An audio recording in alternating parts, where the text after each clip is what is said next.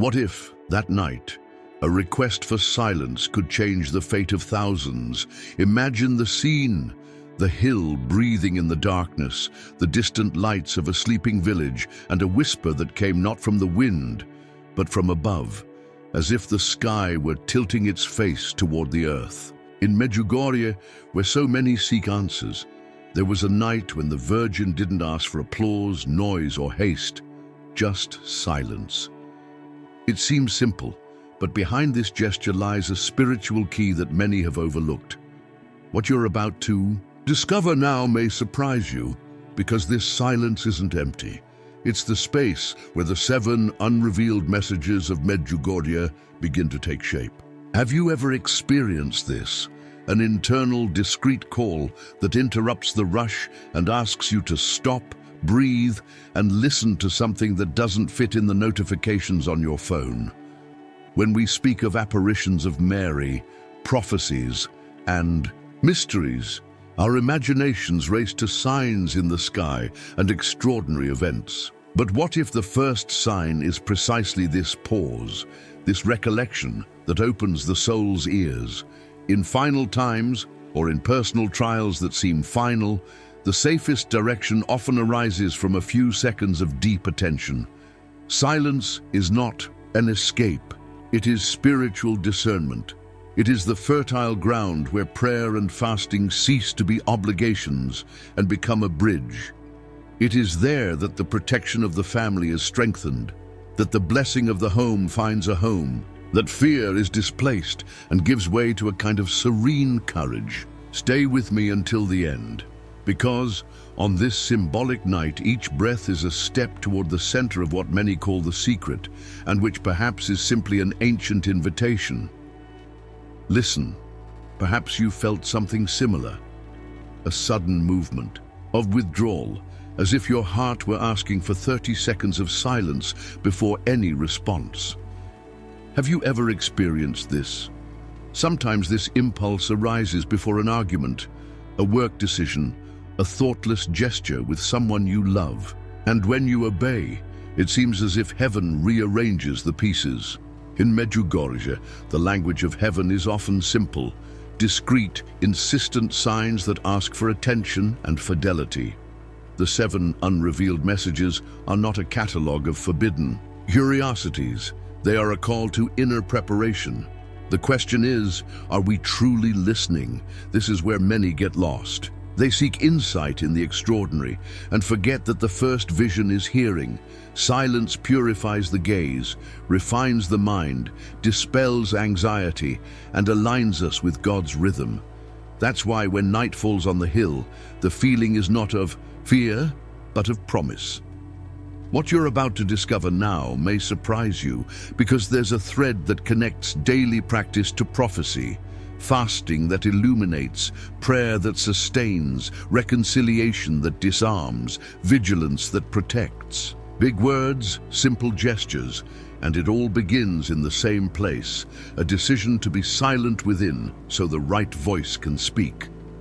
Stay with me until the end, because in the next few minutes, we will walk through this silent night together and understand why so many ignored this request and why you might not want to ignore it again.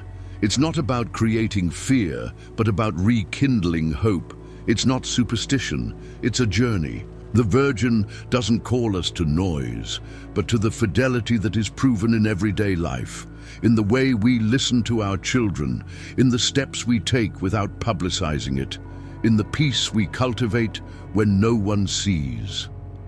And if you feel something inside, you awaken upon hearing this. Perhaps it's the same breath that touched that hill. What comes next isn't an ending, it's just the first opening of doors. Because when the night learns to listen, the reasons why silence was the request, almost no one heard, begin to emerge, one by one. But you're about to hear it. If, while listening to these lines, something sparked inside you, a memory, an old doubt, a silent desire for reconnection, I invite you to make this moment a place of communion. If this topic resonates with you, leave a comment below with what touched you most. Perhaps a simple gesture that changed the course of your day, a prayer you can only say in the darkness of your room, or even the real difficulty of maintaining silence when everything around you screams. Sharing isn't about exposing yourself, it's about offering a small flame so others can find light too. And if this whisper we're chasing has brought you peace, click like. It's not just a button, it's a sign that it's worth continuing to forge this path together. Your participation here is what makes this channel grow and reach more people. With this kind of content, especially those who need a little push to listen within again. And if you feel this path is yours too, subscribe and turn on notifications. Not as a mechanical habit, but as a gentle commitment to walk with us as we unfold, step by step, this request for silence that so many have ignored. Because when you comment, like, and subscribe, you strengthen the listening circle that gives meaning to each night like this. And together, we can cut through the noise until we reach the exact point where words begin to emerge. Now breathe again. Notice how the night becomes clearer when we share what we've heard. It is from this state that we will continue, opening the next door carefully, like someone holding a lit candle and never wanting to let it go out. When we talk about that call for silence, it's impossible not to return to the place where it all began, a small village hidden among the mountains, in the heart of the former Yugoslavia, called Medjugorje. In 1981, while the world was plunged into political tensions, cold wars, and profound changes, 6 young people claimed to have seen the Virgin Mary appear before them. The scenario could not have been more improbable. A simple village, farmers, accustomed to hard work on the land, and suddenly a light that came not from lamps but from the sky. This not only shook the faith of those nearby, but also the mindset of thousands who began arriving from all over the world, seeking to understand whether they were facing a hidden truth or something beyond reason.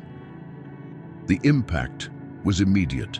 At first, there was distrust, persecution, and even political repression, as the region lived under a regime that viewed any spiritual manifestation as a threat.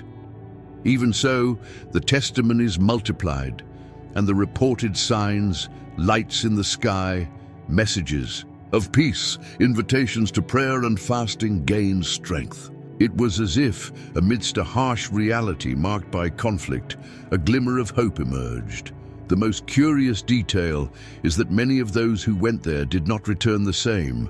There were reports of healing, of inner transformation, of life decisions, completely changed after a moment before that hill. It was as if the silence requested that night echoed beyond words. A call to change not just rituals, but entire mindsets. And that's why this theme remains so alive today. Because if you stop and think about it, why would such a small village, without any economic or political importance, attract millions of pilgrims over the decades? The answer lies not only in the mystical tales, but in the human impact that has become undeniable. People who return changed, families restored, broken hearts that find meaning to carry on.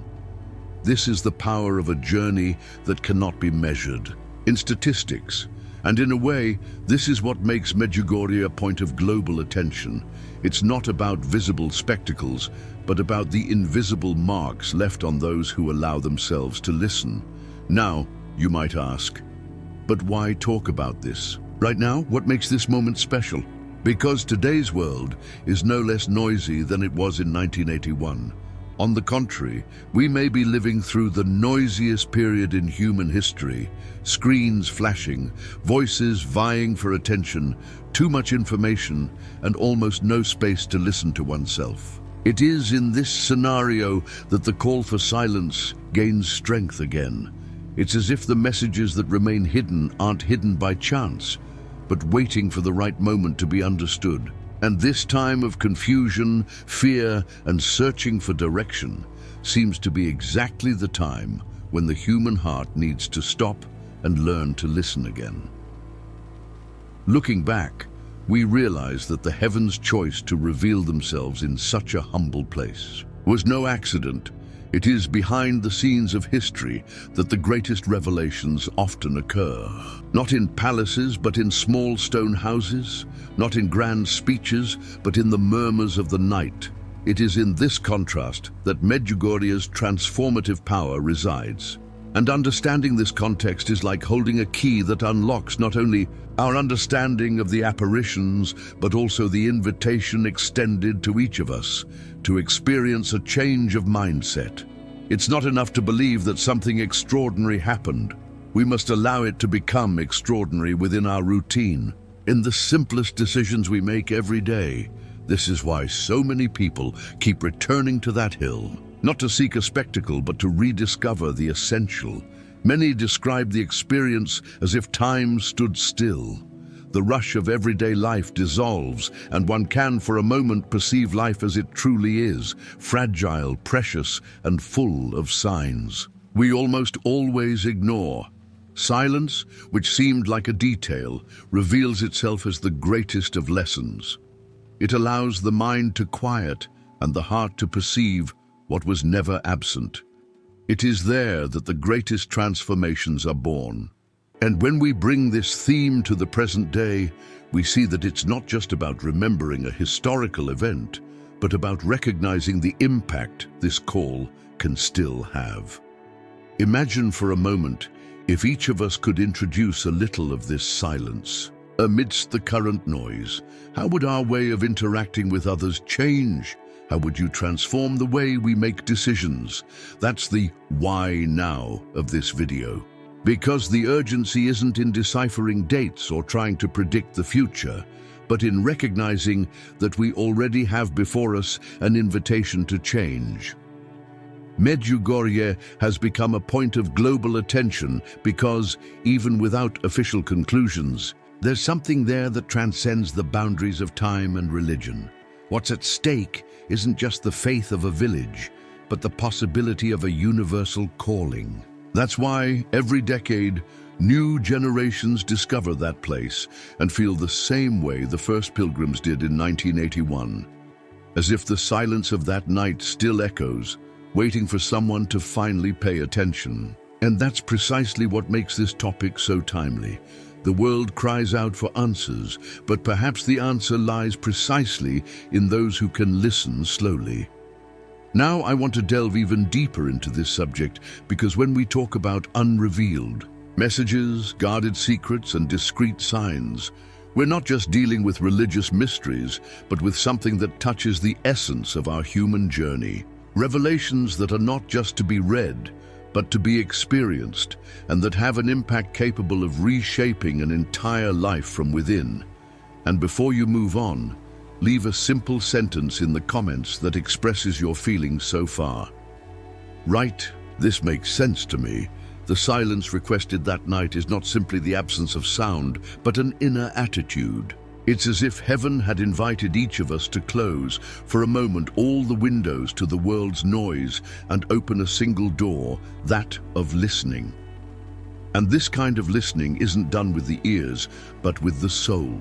It's not a silence that isolates. It's a silence that connects. It doesn't separate us from real life, but allows us to see it more clearly, like someone wiping away the fogged glass to finally see what was always there.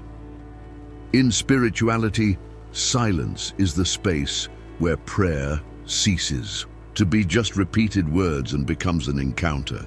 It's the moment when decisions cease to be impulsive and begin to emerge from a deeper place where there is discernment and peace.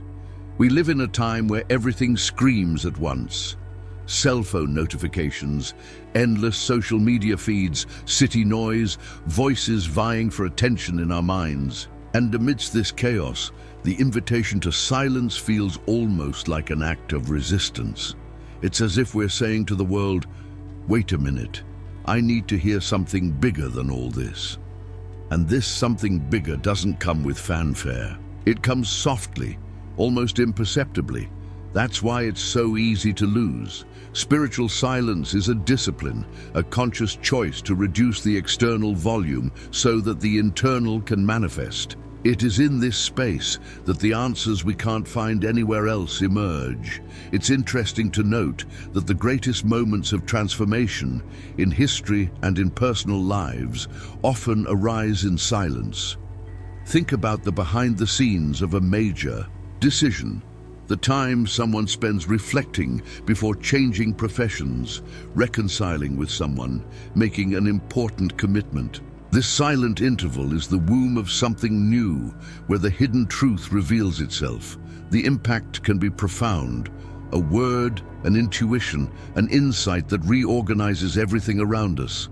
It's no coincidence that the Virgin Mary asked for silence before conveying such important messages. It was as if she were saying, "You need space to understand what's coming." This kind of silence requires courage.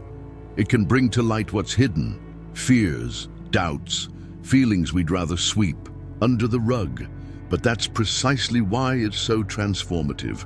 When we name what we carry within, we can choose what to do with it. It's the first step toward inner liberation.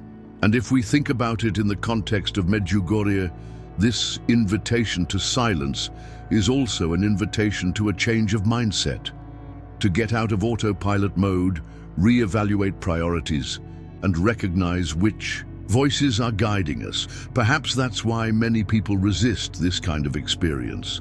Being silent can feel uncomfortable at first. It's as if the body finds the absence of stimuli unfamiliar. But over time, something begins to happen. The mind slows down, the heart finds a new rhythm, and anxiety subsides. Silence becomes a refuge, a tool for clarity. It's in silence that the strength to overcome crises is born. It's in silence that hope is replenished. And this is an important point. Silence isn't passivity, it's preparation. It empowers us to act more assertively when the time is right. In modern life, noise is constant and often suffocating. It shapes our reactions, steals our focus, and keeps us constantly rushing with no time to reflect. When we choose silence, we create a break in this cycle. It's as if we've pulled the handbrake and said, "Now I choose where I'm going." This pause gives us back the power of decision. It allows us to realize which battles are worth fighting and which are merely distractions. And this has a direct impact on our emotional health, how we deal with work, family, and daily challenges. Now I want to delve even deeper into this subject, because this silence is not just an individual invitation, but also a collective one. Imagine what would happen if entire families took a few minutes a day to be silent together, if entire communities came together to listen, if the world learned to be silent before reacting. The noise of violence, intolerance, and hasty decisions would lose its power. Silence has this power. It disarms, it reorganizes, it creates space for what is essential. And this is perhaps one of the most urgent messages we can learn from Medjugorje, that silence is not a waste of time, but an investment in what truly matters.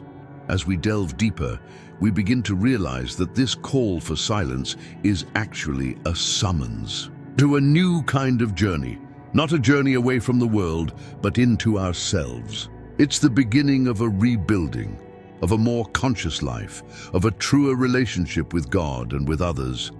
It's as if each minute of silence were a seed planted that over time will bear fruit in the form of peace, direction, and courage to face trials. And that's why this topic cannot be treated as something distant or merely historical. It is alive, it is current, and it demands a response. Silence, when experienced authentically, becomes a place of encounter, a place where we are no longer running away, but allowing ourselves to be transformed. And when this happens, even the noise outside loses its power to control us. We continue living in the same world, with the same responsibilities, but with a different, more lucid, more serene perception. And this is liberating, because the true miracle lies not only in the visible signs, but in the change of mindset that allows us to see the invisible. Right there, I'm on this journey too. If you feel that this invitation to silence also speaks to you today, the 7 unrevealed messages have always been treated as a point of mystery, almost like a hidden map drawn at the heart of history, yet still shrouded by a veil of silence. It's not about inventing theories or fueling sensationalism, but about understanding that behind this secret there is a spiritual pedagogy, a path prepared for those who choose to pay attention. Imagine an old map kept in a forgotten drawer. Not just anyone finds it, but those willing to search patiently. And when finally discovered, they realize that the lines are not mere scribbles, but rather indications of direction, of steps to follow. That's what these messages are like. They are not scattered, nor were they written to confuse, but to guide in times of noise, fear, and difficult decisions. What we know so far is that these 7 messages have not been revealed in their entirety, because they are not just information to be consumed, but experiences to be lived. They have a specific time, a specific cadence, as if each one were a rung on a ladder that can only be climbed steadily, one step at a time. And this logic makes sense. Premature revelations could be misinterpreted, misused, or even transformed into a tool of manipulation. The silence that still covers this content is, in itself, a protection. And herein lies the hidden truth that so many people ignore. More important than knowing what is written is learning to prepare your heart for when the time comes. Therefore, many scholars and pilgrims describe these messages as a call to look within before looking without. It's not about deciphering secret codes, but about tuning our senses to perceive the signs that are already around us. Each message, according to indirect accounts, touches on universal themes: the need for discernment amidst chaos, the protection of family during difficult times, the value of spiritual purification, the urgency of reconciliation and preparation for a future that cannot be controlled, but can be navigated with faith. These traits alone are enough to show that we are not facing a meaningless enigma, but a roadmap for personal and collective transformation. It's curious to realize how humanity throughout history has always been fascinated by mysteries. But in this case, what's most striking is that the secret isn't presented as a spectacle, but rather as an exercise in humility. The 7 messages don't ask us to look to the sky for fireworks, but to look within, where the signs are already beginning to manifest. It's an invitation to the backstage of faith, to the place where no one can pretend, where real decisions are made, and where the impact of each choice becomes visible. That's why speaking of these messages is also speaking of our own journey, not of empty curiosity, but of commitment. Every detail mentioned by the seers points to something greater, but always subtly. No panic-inducing phrases, no headline-grabbing. Predictions. The tone is different, that of a mother warning her children with love, but also with firmness. This contrast is crucial. Those seeking sensationalism may even be frustrated, but those seeking meaning will find a source of hope. The secret lies not in spectacularity, but in depth. And perhaps this is precisely why the silence surrounding the 7 messages causes so much unrest, because it forces us to move beyond superficial curiosity and enter into sincere reflection. If we look at this hidden map with an open mind, we realize that it points not outward, but inward. It doesn't give us a physical address, but a path of mindset, of attitude toward life. It teaches us to see revelations not found in books or speeches, but in the small experiences that shape who we are. It's in the way we face trials, in the way we treat those around us, in the fidelity we maintain even when no one is looking. This is the key, and it shows us that the 7 messages are not just for the curious, but for those willing to transform themselves. Now I want to delve even deeper into this subject, because when we approach these messages, we need to understand that we're not just talking about distant prophecies, but about signs that are already beginning to emerge in our daily reality. It's as if each line on this map invites us to recognize that true preparation lies not in tomorrow, but in today. It lies in the silence we cultivate, in the choices we make, and in the courage to let the hidden truth surface, even when it challenges our comfort zone. Comment below. This makes sense to me if you also feel that these messages function as a hidden map that points inwards more than outwards. Discernment in chaos is perhaps one of the most challenging signs to perceive because it blends in with the noise of life. Amid so many voices, opinions, news, and distractions, distinguishing what is mere noise from what is a true warning requires attention and courage. The first step is learning to appreciate what seems too small to matter. Often signs come in the form of simple dreams, the kind we almost forget upon waking, or in coincidences that repeat themselves until they catch our attention. It's not about looking for omens in everything, but about cultivating a clear eye, capable of noticing when something resonates more deeply than usual. It's a skill, and like any skill, it needs to be trained. A practical example. Imagine that, for several days in a row, you feel an inner urge to postpone an important decision, not out of fear or procrastination, but because of a feeling that it's not yet time. When you honor this feeling, something unexpected happens that confirms that waiting was the best choice. New information emerges, someone who needed to be involved finally shows up, or the situation naturally becomes clear. This is the kind of discernment that only manifests when you're willing to listen to what comes from within.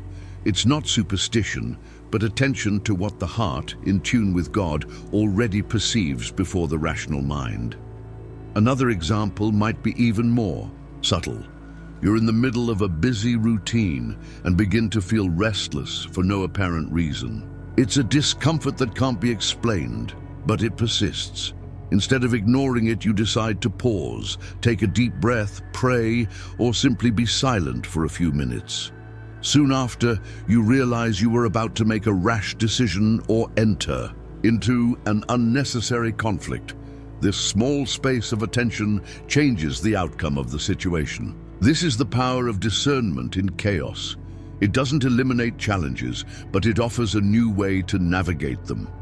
Developing this sensitivity is like learning to decipher a forgotten language.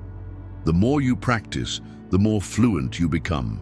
And it's important to understand that discernment isn't just a reaction to danger, but also an invitation to recognize opportunities. Sometimes the signal comes as an unexpected peace in the midst of a difficult choice, as if someone had turned on an internal light to say, "This is the way." This is why spirituality so insists on the practice of silence and prayer. They sharpen the soul's hearing. In a world that pushes us to make hasty decisions, creating this space is an act of wisdom.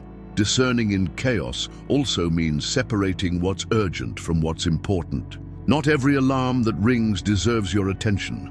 Often, crises that seem enormous are just distractions that divert us from what really matters. Discernment helps us see beyond the immediate, making choices that have an impact not just today, but for years to come. This long-term vision is essential because it frees us from the trap of reacting impulsively and allows us to act with purpose. When it comes to prophecies and spiritual messages, this point is even more relevant.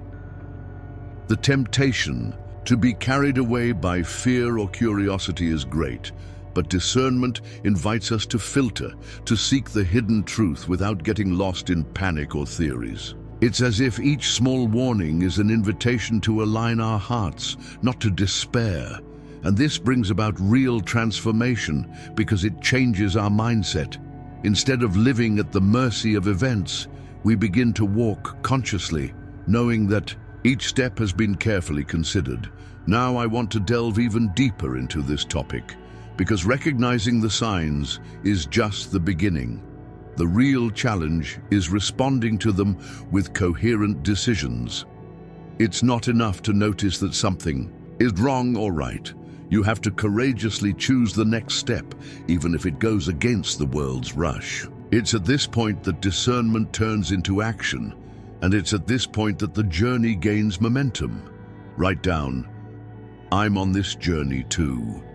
If you feel like you've had moments like this, when a simple inner impulse changed the course of an important decision, family protection has always been a central focus of Medjugorje's spiritual messages, and perhaps one of the most practical to put into action. Contrary to popular belief, it's not about complicated rituals or burdensome obligations, but about creating simple, consistent rhythms that make the home a place of refuge and strength. When we talk about protection, we're not just talking about something mystical, but also psychological and emotional. A family that gathers to pray, even for a few minutes, builds a space where each person feels seen, heard, and strengthened. And this is the first step toward ensuring that faith doesn't remain isolated in theory, but rather becomes a living foundation in everyday life. Many people are frightened when they hear about fasting, imagining extreme practices, but in reality, the invitation is to something possible, adapted to each person's reality. It can be as simple as choosing one meal a week to live more soberly, or giving up something that takes up too much space in the mind, like excessive social media, for example.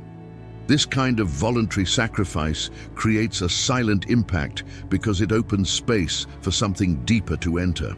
It's a conscious exchange, a decision to prioritize what strengthens over what merely distracts. The home blessing is another point many overlook, but one that has a transformative effect. It doesn't have to be a complex ritual.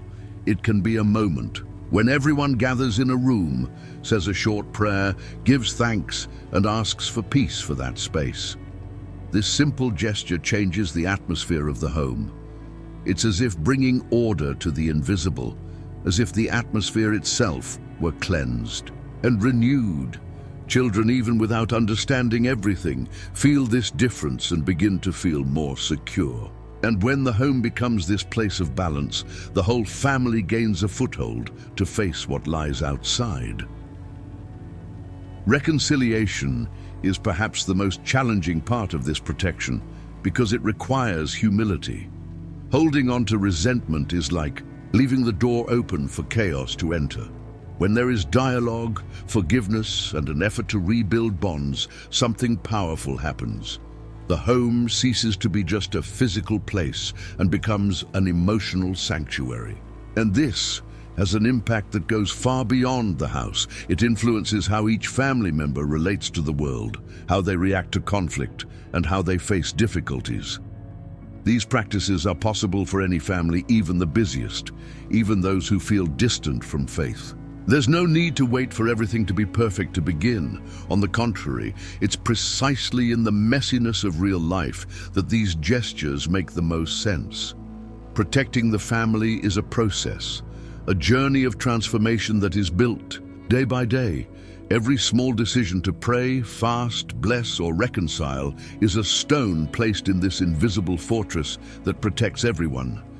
And it's curious how these actions, though simple, create a ripple effect. When one person decides to take the first step, little by little others begin to notice the difference and feel motivated to participate as well. This is how an individual change becomes collective. And this is how the family truly becomes a place of light, a point of resistance against everything that tries to destroy peace. Now, I want to delve even deeper into this topic because when we understand that family protection is not just spiritual, but also practical, we begin to see how it influences our daily decisions, from how we spend our time to the tone of conversations we choose to have. And this realization opens the door to a shift in mindset, to a new way of inhabiting the same space, only with more purpose. Comment below. This makes sense to me. If you feel that these simple practices can transform your home environment and bring more peace to your daily life, Trials always arrive without warning and often at the worst possible time. They shake foundations, test patience, and if left unchecked, can generate fear and despair. But when we consider what the messages of Medjugorje teach us, we realize that these experiences are not random punishments. They function as a process of purification, a kind of polishing of the soul. Just as gold must pass through fire to become purer, the human heart must endure certain pains to learn to love more truly and live with greater awareness. This perspective changes everything because it transforms suffering from an unbearable burden into a necessary step toward deeper growth. The first step in interpreting trials is to abandon the idea that everything that hurts is a sign of abandonment. On the contrary, it is often in pain that God makes himself most present, even if silently. This is where the call for silence gains strength, because it helps us react not with panic, but with discernment. When something difficult happens, the natural impulse is to look for someone to blame or for immediate answers. But if we take a step back and choose to reflect before acting, we open space for pain to become a teacher rather than an enemy. This is a learning process that doesn't happen overnight, but it changes our mindset and gives us the strength to face what lies ahead. Another essential point is to understand that purification doesn't mean instant perfection. It's progressive, made up of small daily decisions. Every time we choose to forgive, instead of harboring resentment, every time we choose patience instead of responding with anger, we're allowing the purification process to advance. It's an internal process that can't be displayed to the world, but its impact is visible behind the scenes. Relationships that are restored, anxiety that diminishes, courage that grows. When we look at it from this perspective, we begin to realize that even failures have value because they show us where we still need to mature. And the most beautiful thing about this process is that it never comes without a promise of hope. Medjugorje doesn't speak of trials without mentioning the future. The logic is always that the dark night doesn't last forever, that there is a dawn prepared for those who persevere. This hope isn't empty optimism, but the certainty that suffering can generate something new, a stronger mindset, a freer heart, a more solid faith. Therefore, instead of despairing, those who understand the meaning of purification begin to ask, what can I learn from this? What is this situation trying to teach me? This question changes the game because it transforms pain into an opportunity for growth. Even in situations that seem impossible to understand, it's important to remember that we are not alone on this journey. Purification isn't meant to destroy us, but to prepare us.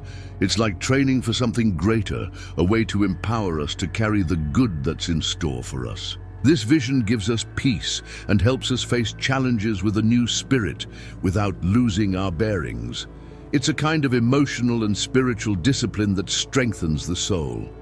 Now, I want to delve even deeper into this subject because understanding the logic of trials is just the beginning. There is practical wisdom that can help us navigate these phases with more serenity without letting fear or anger take over. And it is precisely this wisdom that we will explore to realize that even in the most difficult times, hope can blossom like a beacon in the midst of darkness, guiding us step by step. Write down, I'm on this journey too. If you've ever experienced a test that made you grow and realized after a while that it was necessary to prepare you for something bigger. Transforming silence into a true spiritual weapon is one of the most powerful practices anyone can adopt, especially in times of confusion and overstimulation. It's not simply about staying silent to relax, but about directing that moment towards something profound that strengthens the soul and gives clarity to decisions. It's as if you take the chaos of the day and put it on pause, creating a sacred space where your mind reorganizes and your heart finds its rhythm. A practical way to experience this is through the 7-day tactic, a simple yet transformative commitment to dedicate just 10 minutes a day to silencing everything around you. It doesn't require a perfect location or complicated rituals, just the willingness to stop, breathe, and allow the inner noise to quiet down. During these minutes, something important happens. The brain begins to switch off from automatic mode. The body reduces tension, and the mind becomes more receptive. Add to this a brief reading. It could be an excerpt from a psalm, an inspiring passage, or even a short reflection that brings meaning, and you'll realize that silence isn't a void, but a place of encounter. A spiritual journal is the third piece of this practice, writing a few lines about what you felt, thought, or perceived during that time. It doesn't have to be a beautiful or long text, just a few words to record what surfaced. This simple habit creates a history, a timeline of your own inner journey, allowing you to see patterns and even answers that may have been hidden. The results of this exercise begin to appear quickly. The first thing you'll notice is a mental relief, as if your head feels lighter.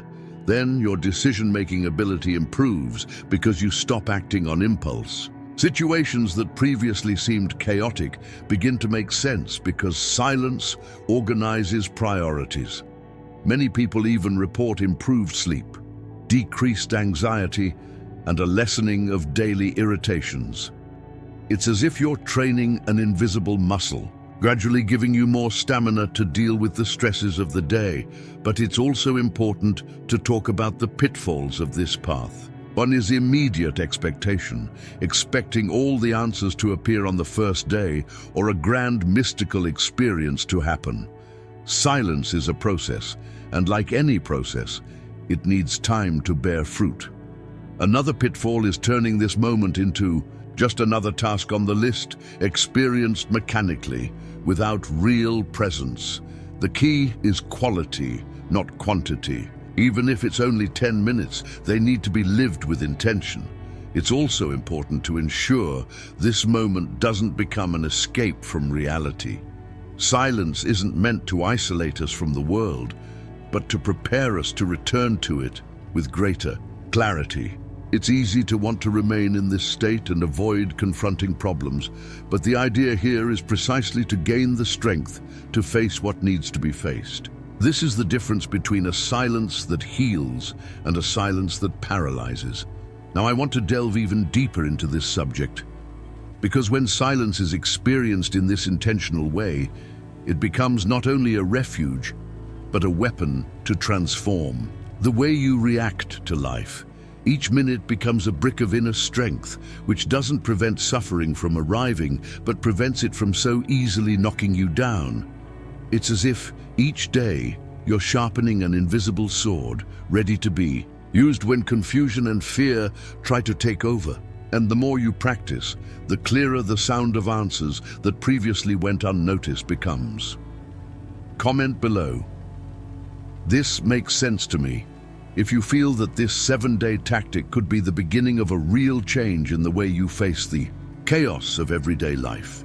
Talking about authority and caution is one of the most delicate parts of this entire journey, because this is where many people get lost. Throughout history, whenever spiritual messages have emerged, there have also been those who have tried to distort them by spreading rumors, creating dates for events that never happened, or using fear as a tool of control.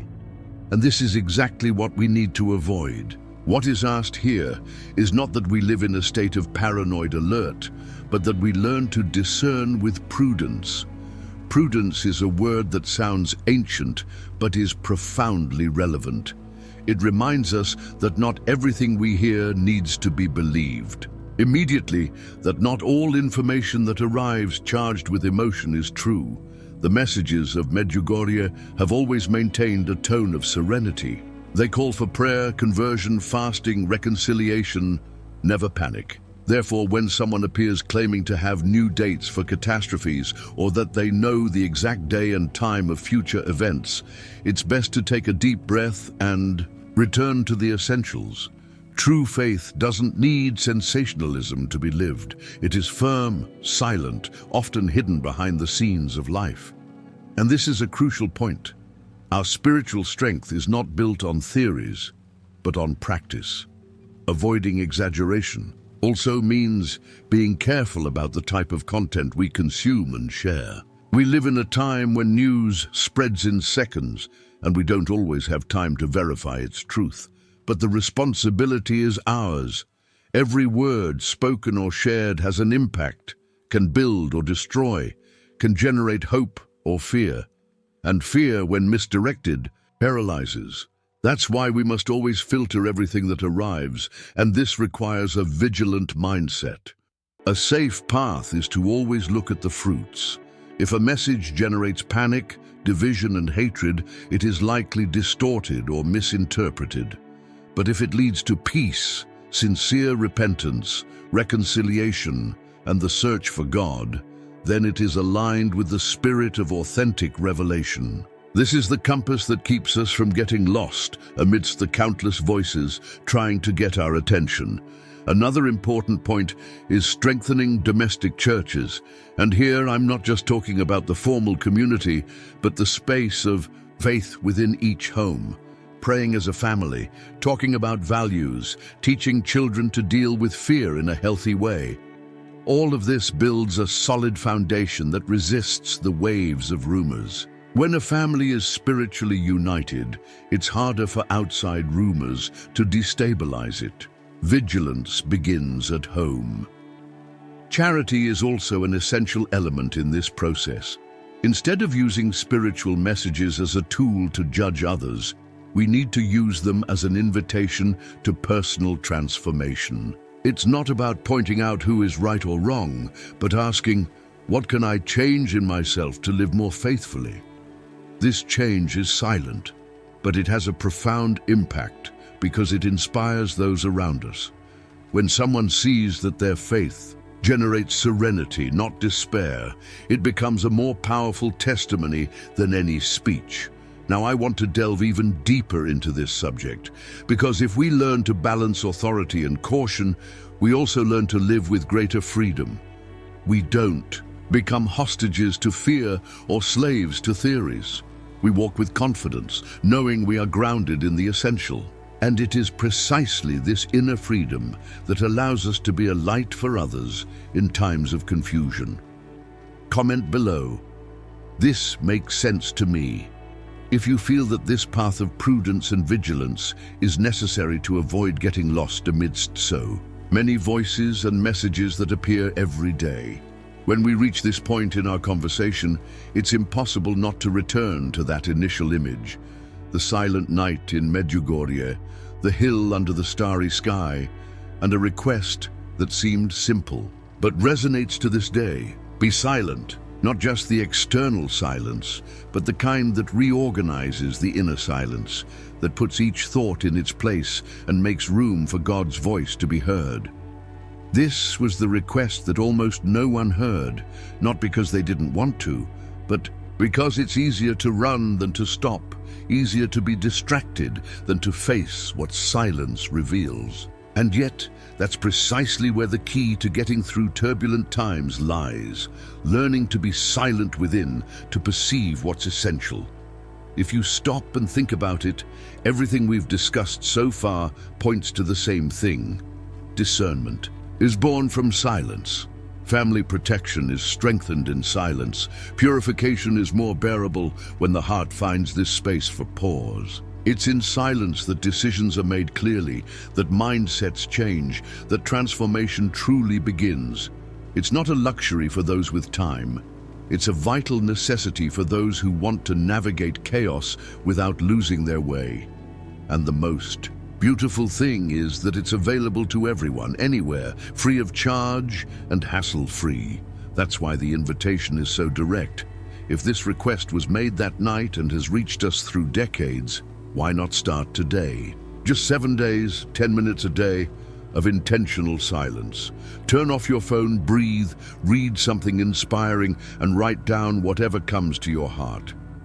It may seem like little, but that little is enough to make room for something new, to be born.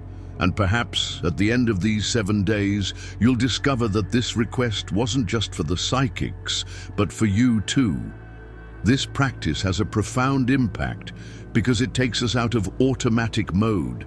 It exposes hidden truths that were buried by the noise and makes us realize what needs to be changed, what needs to be left behind, and what needs to be strengthened.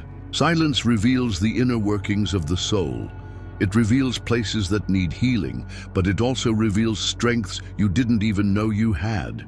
And that's precisely why it's uncomfortable at first, because it dismantles everything superficial. But it's in this discomfort that a new freedom, a lighter mind, and a more alert heart are born. Now I want to delve even deeper into this topic, because this isn't just a spiritual challenge, it's an invitation to a journey of transformation. It's not about remaining silent, it's about allowing your soul to speak, allowing God to speak, allowing your own consciousness to become clearer. It's about rebuilding your inner space so that when the world screams outside, you remain steadfast, knowing in whom and in what you are grounded. Comment below. I will listen to the silence if you accept this 7-day challenge and want to discover what can come out of this experience. If you've made it this far, it's because this topic also resonated with you in some way. So before you leave a comment. I'm with you until the end. That way, I'll know you were with me until the very end. And if this video resonated, leave a like, because that shows me it's worth continuing to bring you content like this, content that touches us deeply and helps us see beyond the noise. If you're not yet subscribed, take the opportunity to subscribe to the channel. That way, you'll stay up to date with the next parts of this journey and won't miss anything to come. And, since you stuck around, there's a video here that complements this topic and will help you take the next step in this reflection. Click and stay with me there, because the conversation is just beginning.